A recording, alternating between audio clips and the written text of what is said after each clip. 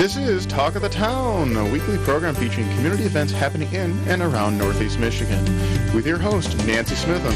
And get the latest news from Alpena Community College with Dr. Olin Joyton. And now, today's Talk of the Town. Good morning and welcome to Talk of the Town. I'm Nancy Smitham. My first two guests today are both from Alpena Civic Theater. I have Jamison Rhodes and Robert Sylvester. Good morning and welcome. Hi, Nancy. Thank you for having us here today. Thanks for being here. And I saw the sign, Leap of Faith. So I know today we're going to talk about Leap of Faith. So Robert, you start us out. Tell us about Leap of Faith.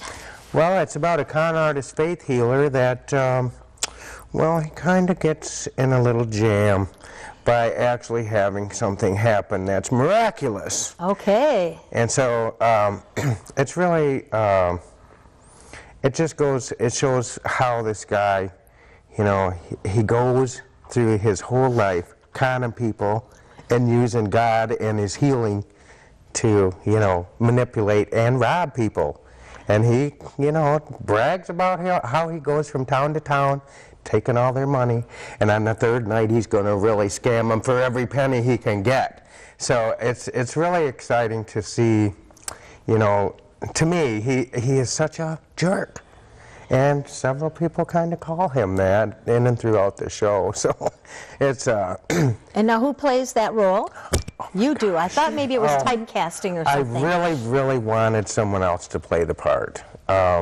As a director, I kind of had these high hopes of who are we going to get to do Jonas and who's going to do this but actually, sometimes typecasting just happens, Now, is it a musical, Robert? It is a musical, and it's got some fantastic music in it, written by Alan Menken. And any songs we're going to recognize? I'm not sure that you would, no. Okay. This is a 2012 musical that was just written. Oh, okay. Steve Martin actually did the movie in 1992. Okay. And it was rewritten a couple of different times. Okay. It does have a little bit of language in it, okay, which I'm not really into the language, so I kind of changed some of it. Okay. That being said, the language actually shows how much of a crook Jonas really is. And as far as the typecasting, no, I'm a little more sedate than he is. That, I guess, would, be the reason it makes that part so much fun to play because, yes, I love being the jerk, And then, Jamison, what role do you play? Ida May, she is a widowed mother of two. Her daughter is also in The Angels, played by Katie Noyles, yes, who is amazing. And her son is played by Nassim, who is also a newcomer to the theater. Okay. She is sort of Jonas's right-hand lady. All right. And she's in pretty deep. Oh, you mean by that, like she doctors up all his books? Yeah, cooking the books. Oh, okay. Yeah, so... and she tends to want to get herself in a little trouble, too, I'm thinking. Okay, so who are some of the other characters and who's playing the parts?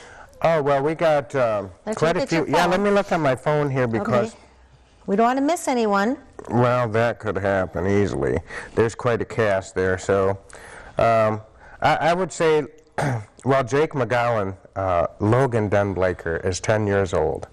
And he is so amazing. He makes the rest of us look like we're not even studying our lines at all. And he's this little crippled guy in the show that just keeps begging Jonas, please heal me, I believe you can do it. Yeah, well, we see how that ends up. And then he is such a standout to me. To have a young kid like that just be so amazing and right on cue, and his singing just makes you want to cry. Ooh, okay. There's a few different scenes in the show. Jonas actually has one that I have a hard time getting through this song because it is so amazing. Johnny Briley, Anna Tarood, Ann Griffin, Clyde DeClout, I'm going to say. I'm not sure exactly. DeClout, okay. DeClout. Okay. Chloe Brothers. Right, and so, let me see, Marlo Broad, of course, she is amazing, and she's been in so many civic productions. Amanda Halsey was just in the last production. Nassim, of course, she mentioned, Nassim Fayed. He is going to be an interesting, I think he was a very interesting choice for his part. Casey Stevens, Lillian Broad, Chloe Brothers, Calvin Shemke and Clyde are just, they're going to be really cute in the show. Sharon Shemke, of course, she's playing Emma Schlarp, who is, they use her as a dupe. She comes in walking and they shove her in a wheelchair like she can't walk. Quite the plant, quite the plant. Yes, it is, yeah. And you can't forget Greg Adamus. Well, I'm not there yet. We do music. So we have Stephanie and Charles and Lily Snyder. Family that is involved. Wow. Roz Johnson. Okay. She has a part about this big. And I did a show one time, my little skit was called No Small Roles. And she has, like I said, this much of a part where she's comes on as a drunk. She is the most convincing drunk I've ever seen. I've wanted to call, you know, AA or 911 because she needs some help. Let's see who else. Rick Messler, of course, he was in Sex Please We're 60 and hilarious in that show. And he's quite funny in this. Marilyn Borowski and, what is her name? Autumn Van Fintel is playing Susie Ray Love. And then for my production team, of course, my assistant director, Nancy Mead, has just been right there for me, especially, you know, being the director and having to be on stage as well. She's really picked up a lot of slack, so thank you, Nancy. Judy Byer, who is my stage manager, Greg Adamus, of course, our pianist, and we have Jackie Grulke and Dwayne Byers working on our set and backstage. And my son is in the show, so I'm really glad to have him. He's doing all the light tech, and it's amazing how plugged in he is. Good. All right, we're getting close to the end here, so we got to make sure we have time to say when we can come to see this production. October 16th to the 19th and the 23rd to the 26th. Okay, and what times are show times? Thursday through Saturday, 7:30 show times. Okay. And then Sunday matinee at 2. Okay. And you can call the Civic Theater box office, 354-3624. Okay. And get your tickets in advance because Alpena loves a musical. They always sell out, so make sure you get your tickets. And it sounds like it's going to be a wonderful production. Now, because of the language, are we assuming this is more of a PG-13? It does run along PG-13. Like I said, I fixed everything I could, but there are still, like I said, sometimes words can really put a message across. Okay. That's sometimes the only words that'll work. Right, right. Well, and the musical itself is just a really touching, you know, leap I of know, faith. like I said, that there's a couple scenes in there that I just, that's why I picked the show out. Okay, we're out of time. Thank you both very much for being here. Look forward to seeing and hearing about the wonderful success of this production. Okay, thank you. I'll be right back following these messages. Hi, welcome back. My last two guests today are here. We're going to talk about NERTH. I have Pat Pekorski and Blake Gingrich. I said it right. Yes, you did. Yay. Very good. So start me out, one of you gentlemen. What is NERTH? NERTH is a citizens group that was actually developed by the Citizens Committee for Michigan State Parks in 2006. And it started out with Rockport. We were doing a plan for Rockport, and then we decided we should regionalize and engage the public to develop actually Negwagon and Thompson's Harbor and Rockport are large facilities, and at that time Rockport was actually managed by another division, not Parks and Rec Division, it was Forest Resource Division. Ah, okay. So then we took it over 2 years ago. So we did the management plans with this advisory committee, and we actually gathered input, went through the whole plans, and we developed management plans for all three facilities, Phase 1 and Phase 2. And you can find those online. and you can read through Phase 1 and Phase 2 for all 3 properties. And when I think of those parks, when I think about how blessed we are to have those in our backyard, how beautiful, how natural, how perfect they are, I'm excited to hear that there's some groups of people out there that want to keep them that way and make them better. Well, when NERTH started, and everybody goes, NERTH, what's NERTH? Negligon, Rockport, Thompsons Harbor. And it's citizens working with the DNR hand in hand as a partnership to develop these, come up with what can be done at one park that can't be done at another.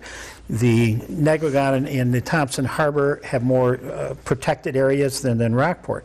Now that Rockport is under Parks and Rec, there's a lot of things we can do. We look at equestrian trails, we look at biking trails, there's just so much more to do. And if you look back, people had a problem, they're always saying, you can't work at the DNR. I'm telling you, the new face of the DNR in the last 3 years that I've been working, I'm chairman of NERTH from the citizen side. There is no such thing as no, we can't do it. It's either yes, we can, or let's work on it. Okay. So it's a completely different mindset. We have Friends group, we have Friends of Negligon, Friends of Rockport, Friends of Thompsons Harbor. And these groups are working hand in hand with the DNR, with Blake and Eric Ostrander out of Harrisville, trying to get these parks up and running and get those volunteers in and get the youth involved, which is a huge item. We've got the youth coming in and doing studies and doing the boards, the interpretive boards.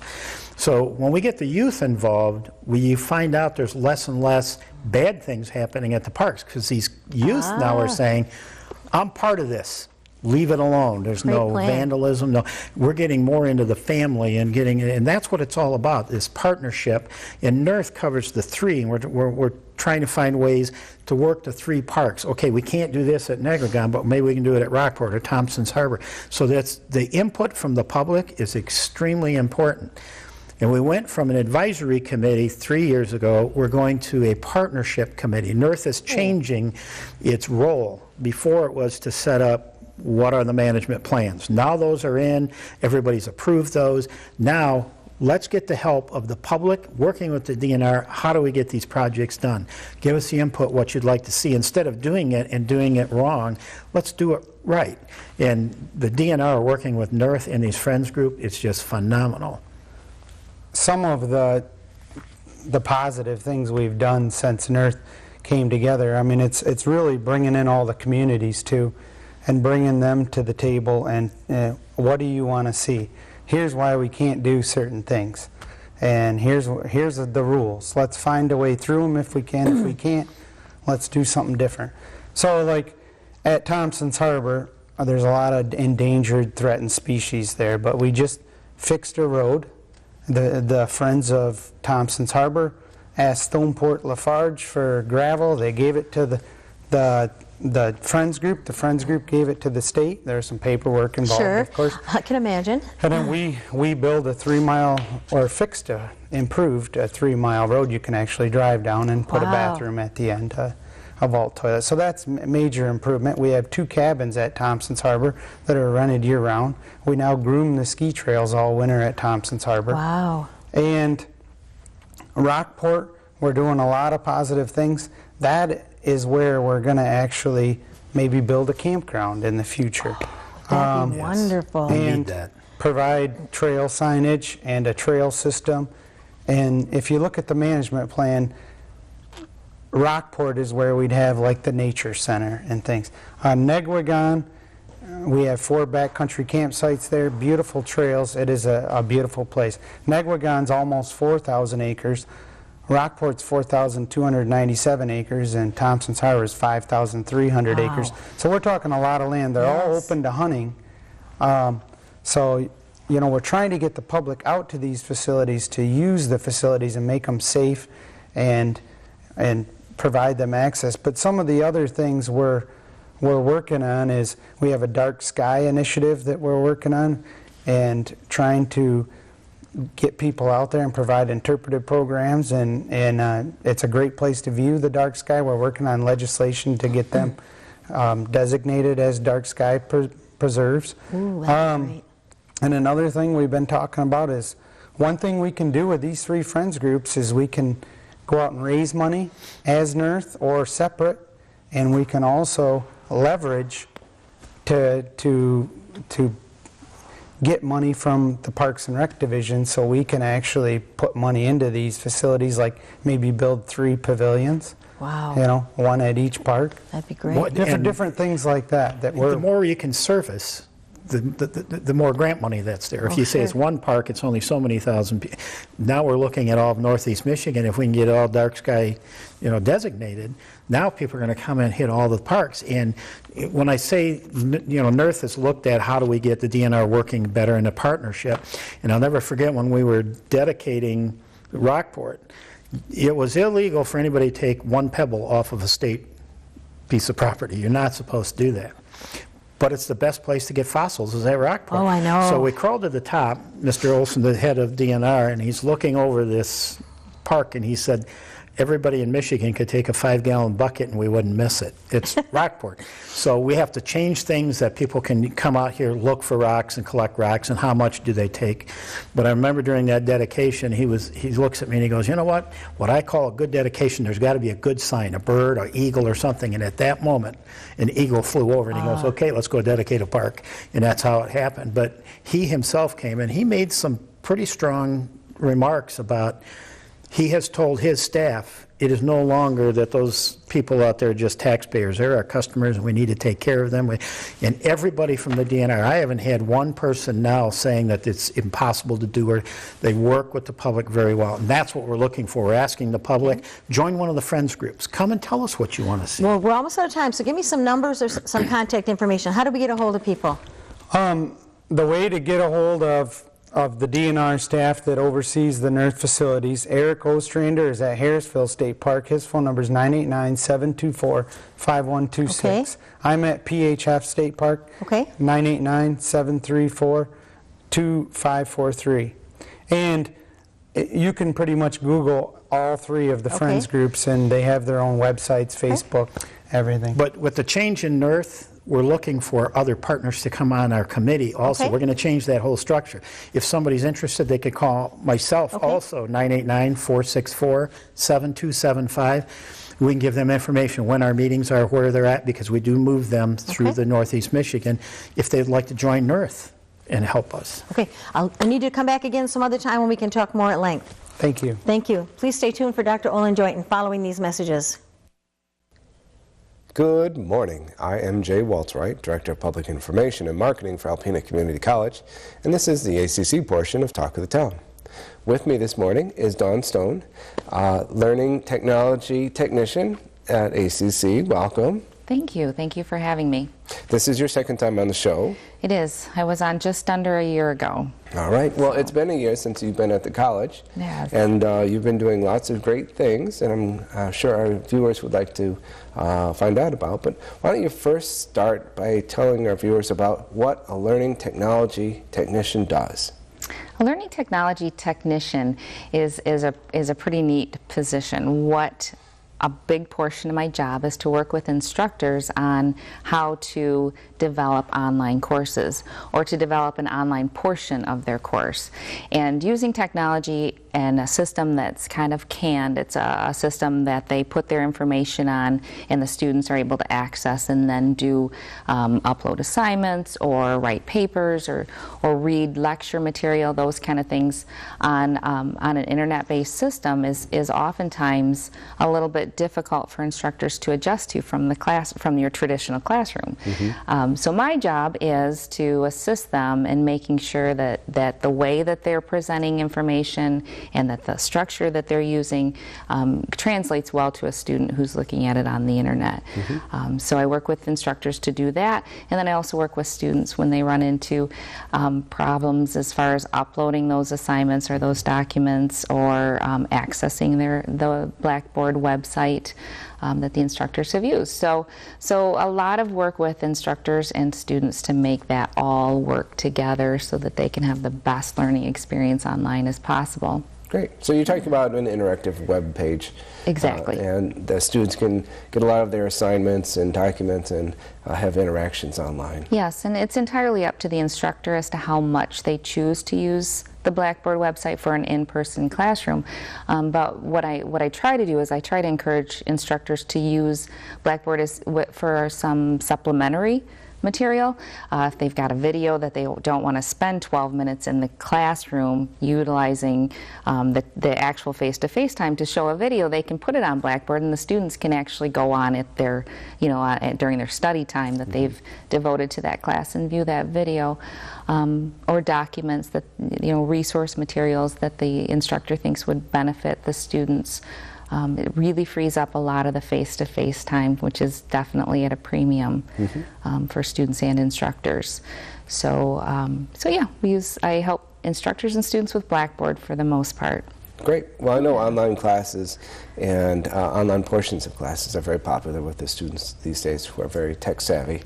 They are. It's important for the college to keep up with that and to help students use the web and all that for their instructional resources. Absolutely. So, what else does learning technology technician do? Well, another portion of my job is working in the workforce development department as the learning technology technician. I actually build coursework for some of the grants that we've been funded to do in the past. Some things that Green Building Certificate, we built that whole program online and got approval to offer the Green Building Certificate to students who may not be here, who can access it from anywhere in the state and be able to graduate with a certificate in green That's building. That's the great thing about online learning. You don't have to physically be here to benefit from it. Right. So what was that like, putting that together? The curriculum was it was really, really quite interesting and set up very easily for me.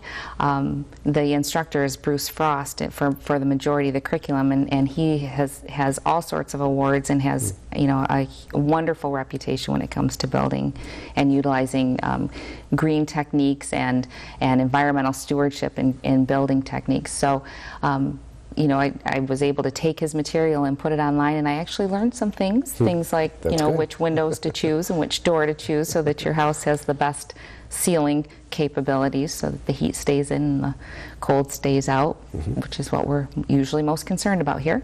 So. Well, that's a good point. I'm glad you brought that up, that the college is offering that online program as of this fall semester, right? Yes, it is. We offered 3 classes this fall, and I believe we've got 4 in the winter or in the spring semester coming up here in January. And enrollment starts soon, doesn't it? Fall semester is already going. So yeah, excellent. Yep.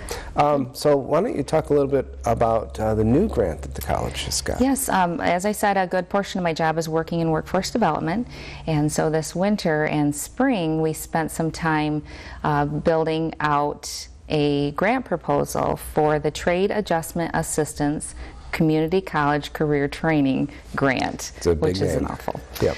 But we received round 1 for that grant 3 years ago, I believe, and we're just finishing it up this fall. But round 4, it was offered 4 years ago, 3 years ago, 2 years ago, and this year for round 4, and it's designed to build programs and coursework and training for folks who need to go to work right now. Perhaps it's a huge portion of it is working with employers, providing internships and apprenticeships and real workplace skills. So it gives us at the college an opportunity to tap into a market that maybe we aren't able to do on a normal basis. So the opportunity to take $2.5 million, which we were just awarded for this grant, to do that is really, really an honor. It is a wonderful thing for our community members, for everyone. So what are the areas that are covered for the grant? The areas that are covered are aerospace. So that we're going to coordinate with some employers, for example, Coletta perhaps, or Phoenix Composites, some of the aerospace industry. Also working with Michigan Aerospace Manufacturers Association. So we'll be able to tap into a lot of employers through that direction. We're going to work with Smart Grid Technologies and kind of bring in the new electrical building that we're building on campus, and partner with perhaps DTE, consumers, those kind of industries. We're also doing advanced manufacturing, tons of manufacturers in our region, so we can partner with them. And what was the last one? let's see, aerospace, Smart grid, advanced manufacturing, and cybersecurity. Cybersecurity, we'll be working with Michigan National Guard a lot on that, and tapping into their cyber range, and perhaps expanding on it, and working with some employers. It's shocking how many employers need somebody on staff who's trained in cybersecurity. Well, that's very exciting stuff and very important these days. Maybe we can have you back on the show to talk about that at a later date. Sounds great. Thank you. All right. Well, that's all our time. Okay. All right, well, thank you for joining me. Thank you for having me. Yep, and thank you for joining me. Once again, I am Jay Walterwright, Director of Public Information and Marketing for Alpena Community College, and this is Talk of the Town. This has been Talk of the Town with Nancy Smitham and Dr. Olin Joyton. For a list of events taking place in Northeast Michigan, visit our website at www.wbkb11.com and click on Community. This has been a Thunder Bay Broadcasting Corporation production.